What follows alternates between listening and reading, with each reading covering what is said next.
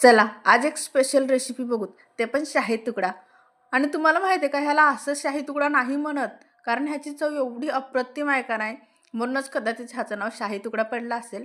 तर आज ना मी इंस्टाग्रामवर असंच रील्स बघत होते आणि त्यामध्ये मला ह्या रेसिपी भेटली, तर म्हटलं चला आपण पण बनवून बघूत कसं लागते वगैरे. तर मी बनवण्यासाठी घेतले. तर आधी मी ना चाचणी बनवली थोडीशी साखर टाकून, आणि नंतर कस्टर्ड पावडर एका कटोरीमध्ये काढून घेतले आणि नंतर दुधामध्ये टाकले ते.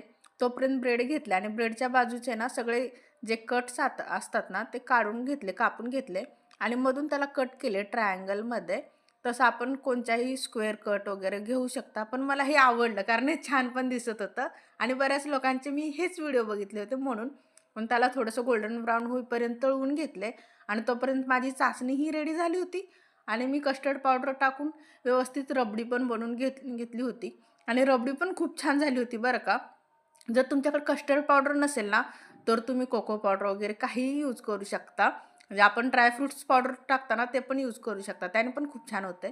आणि नंतर मी त्या चाचणीमध्ये हे जे ब्रेडचे तुकडे आहेत ते मी चाचणीमधून काढून घेतले आणि त्यावर मी जी बनवली होती रबडी ना, ती रबडी टाकून घेतली. ही रबडी बघायलाच एवढी सुंदर दिसत होती ना, तर कधी खाते असं झालं होतं मला लिटरली. आणि चवीला पण एवढं छान लागत होतं ना, अप्रतिम.